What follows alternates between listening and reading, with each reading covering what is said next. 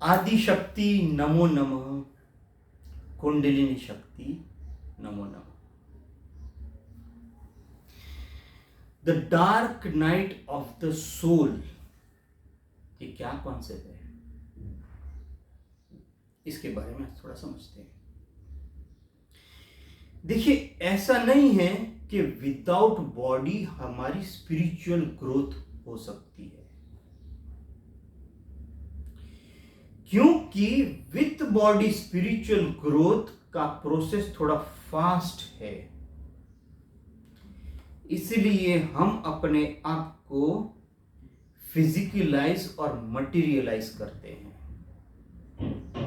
In short, अदृश्य से दृश्य बनते हैं, बरोबर ना।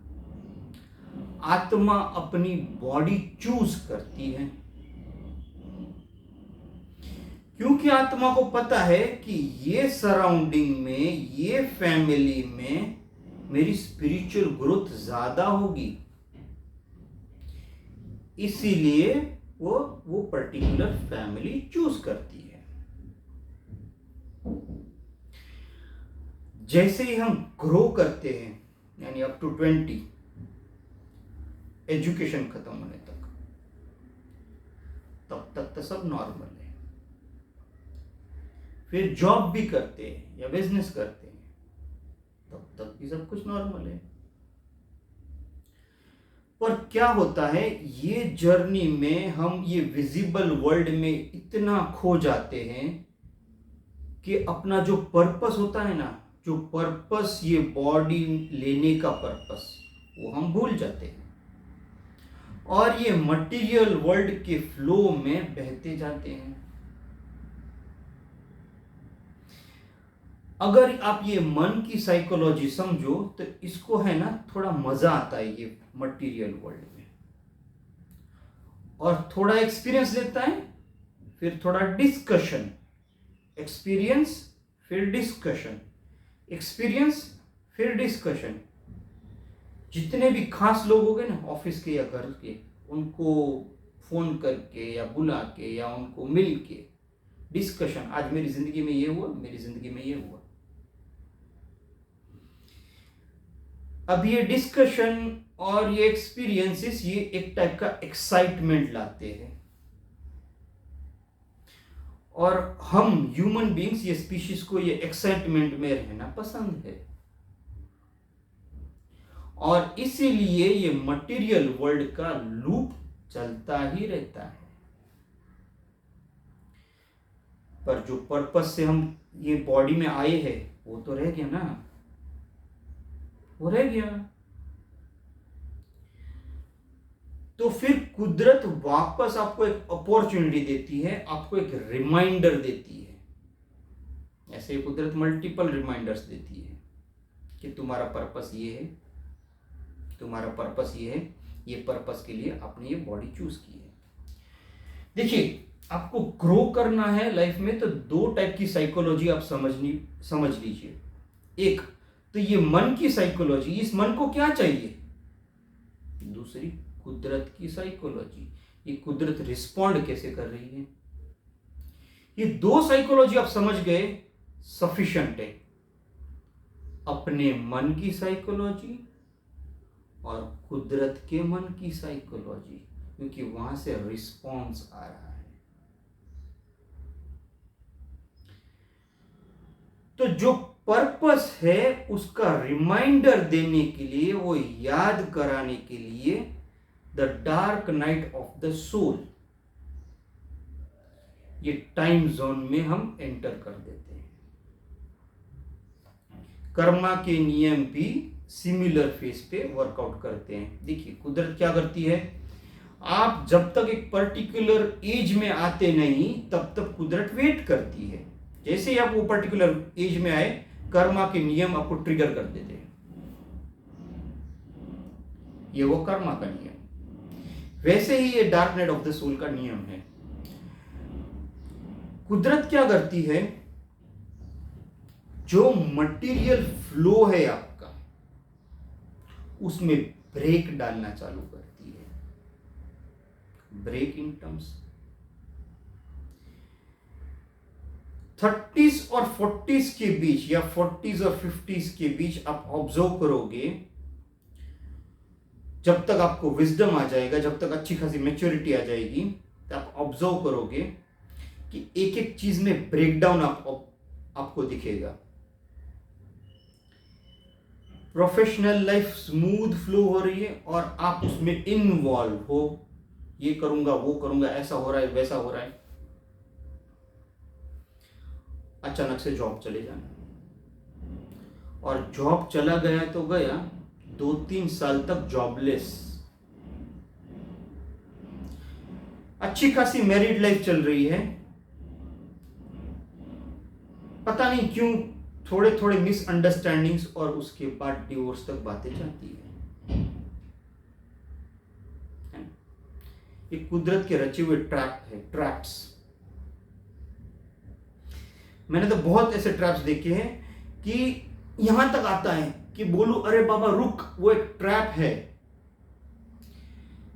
एक्साइटमेंट देती है कुदरत और बंदा जाता है बिजनेस करने, वैसा बिजनेस जो आगे जाके बहुत सारा लॉस लाने वाला है, क्योंकि इंसान उसमें फ्लो करते जाए, थोड़े थोड़े टाइम पे थोड़ी थोड़ी अपॉर्चुनिटीज या प्रॉफिट दिखा देती है कुदरत, ले और बहता जा, और आगे जाके बहुत बड़ा ट्रैप होता है। फिर एक बार फाइनेंशियल लॉसेस होने लगे, फिर वापस इंसान बैक टू स्क्वायर वन आता है, और फिर स्पिरिचुअल डिप्रेशन में जाता है। फिर वही स्टोरी कि मेरे पास ये था, मैं वो था, मैं ऐसा, पर इंसान ये नहीं समझ पा रहा है कि उसके लिए तो वो आया ही नहीं ना ये बॉडी में आने का पर्पस कुछ और था। ऐसे ऐसे करके एक एक टाइप के मटेरियल ब्रेकडाउन्स, या वो रिलेशन में हो, या फिर फाइनेंशियल लाइफ में हो, या फिर फिजिकल लाइफ में हो। बहुत सारे लोगों को 3-4 साल तक एक बेड रिडन, ये पैरालिसिस क्या है या फिर कैंसर क्या है, एक टाइप का the dark night of the soul ही है, जहाँ पे इंसान अपने आप को ज़्यादा टाइम दे सके, अपने आप को बहुत अच्छे से पहचान सके, वो है the dark night of the soul. एक बार ये dark night of the soul process चालू हो गया और लंबे समय तक कंटिन्यू हो रहा है, यानी कैसा होता है, इसमें थोड़े लेसन्स होते हैं, और जब तक आप अपने लेसन सीखते नहीं, गाड़ी आगे तक जाती नहीं, क्योंकि वही लेसन वापस वही रिलेशंस, वही फेलियर्स लाइफ में आगे आगे आते जाएंगे, सिमिलर फेलियर्स आते हैं, क्योंकि जब उनसे कुछ लेसन सीखना होता है और आगे जाना होता है। जब तक आप लेसन सीखते नहीं, वो रिपीट होते हैं। ये जो लूप चल रहा है, ब्रेक, ब्लॉकेजेस, है ना, गाड़ी आगे जा ही नहीं, लाइफ ओवरपास हो ही नहीं रहे आगे, इसको मैं बोल रहा हूं the dark night of the soul. इसके बाद आता है स्पिरिचुअल डिप्रेशन और फिर कुंडलिनी अवेकनिंग। ये सब प्रोसीडियर कुल मिला के कुंडलिनी अवेकनिंग का ही प्रोसीडियर है, क्योंकि आप जब तक मटेरियल वर्ल्ड में खुश हो, कुंडलिनी की जरूरत ही क्या है। वहां से डिसाइड करके आए थे कुंडलिनी अवेकनिंग करेंगे और स्पिरिचुअल ग्रोथ होगी, वो प्रोसेस रह गया साइड में, मटेरियल वर्ल्ड का डिस्कशन चालू है ना? इसीलिए the dark night of the soul, और जब क्या होता है, जैसे बोला जाता है कि it is always darken, the dark night of the soul gets darken before dawn. जब एंड आता है तो और भी पीरियड क्रिटिकल हो जाता है, ओवरपास करना बहुत डिफिकल्ट हो जाता है। हम जाते हैं गाइडेंस लेने, हम जाते हैं सजेशन लेने, और सजेशन और गाइडेंस इसका कोई गारंटी वारंटी नहीं है। तो सजेशंस और गाइडेंस काम के नहीं, क्योंकि वो पर्टिकुलर लोगों के एक्सपीरियंसेस है, लोग वो बताते हैं जो उनका एक्सपीरियंसेस है। ये फेज से बाहर निकलना है तो मेडिटेशन मोड से जाना पड़ेगा। अपने आप को समझना पड़ेगा कि मेरी लाइफ में ये चैलेंजेस क्यों आ रहे हैं। आ तो रहे हैं, रिपीट भी हो रहे हैं, और ये जो ब्लॉकेजेस है, ये जो ब्रेक है, ये है the dark night of the soul का प्रोसेस।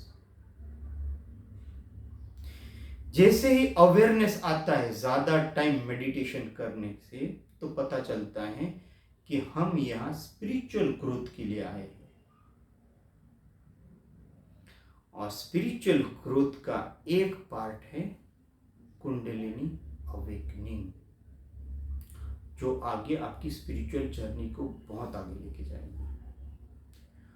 और यही पर्पस होता है फिजिकल बॉडी में बर्थ लेने का, क्योंकि नॉन फिजिकल में स्पिरिचुअलिटी थोड़े स्लो है, फिजिकल बॉडी में स्पिरिचुअल प्रोसेस थोड़ा फास्ट है। अगर आपको मेरा ये वीडियो अच्छा लगा, आप इसको शेयर कीजिए और मेरे चैनल को सब्सक्राइब कीजिए। हरे कृष्ण।